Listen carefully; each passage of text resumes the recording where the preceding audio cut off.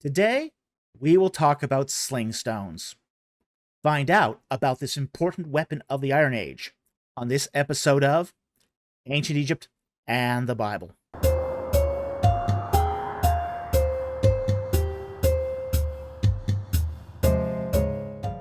Sling stones are best known from the famous story of David and Goliath. 1 Samuel chapter 17. But the sling was an important and effective weapon of the Iron Age. Too often, the sling is compared to the slingshot, which is a toy used by American children. However, there is little similarity between the slingshot and the sling used in the ancient Near East. Now, the sling required a lot of space to launch its projectile. They were generally basically a folded piece of fabric or leather that was about, I'd say, 3 feet long. And it could be aimed with deadly accuracy. An expert slinger could launch stones at 100 miles per hour. Now, sling stones were used throughout biblical history. The earliest mention in the Bible of slings is the massacre of the Benjaminites, where 700 elite men from the Benjaminites were chosen that were, quote, left-handed. Each one could sling a stone at a hair and not miss. Judges 20, verse 16. In essence, what the text is telling you is they could fire a stone with little wind-up or little preparation and be dangerously accurate with it.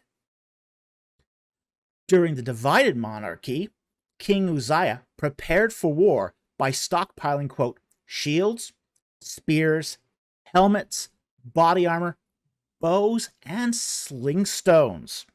2 Chronicles 26:14. The other thing about the ancient sling is the size of the projectile.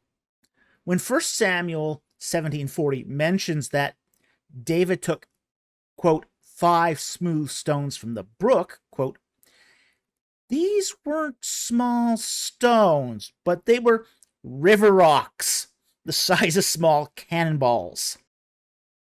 We have actually recovered some sling stones that had been used in combat, particularly from the Assyrian siege of Lachish. And these stones typically measure between 3 to 4 inches in diameter. Get hit by one of those in the head, and it didn't matter if you were wearing a bronze helmet or not. Sling stones carried enough force to cave in bronze plate. Reliefs from the siege of Lachish showed that the Assyrians made slingers a regular part of their armies, along with infantry and archers. Now, slings didn't have the same range as archers, but what they lacked for in range, they made up for in blunt force trauma. And they were used in formations to break up battle lines. Where archers caused enemy soldiers to huddle together to gain mutual protection from shields and armor, slingers could cause battle formations to disperse. The reason is that sling stones carried enough momentum to break bones, regardless of whether a man was armored.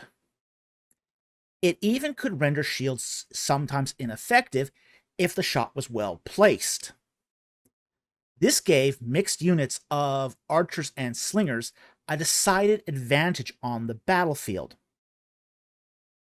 Now, ultimately, it was the development of steel arrowheads and catapults that made the sling obsolete as a weapon of war. Nevertheless, it's a simple and effective weapon, and one still sees it used occasionally as a weapon of insurrection in the Middle East, even today. So, I hope you found that fascinating and you learned something. Thank you very much for watching, and we'll see you next time on Ancient Egypt and the Bible.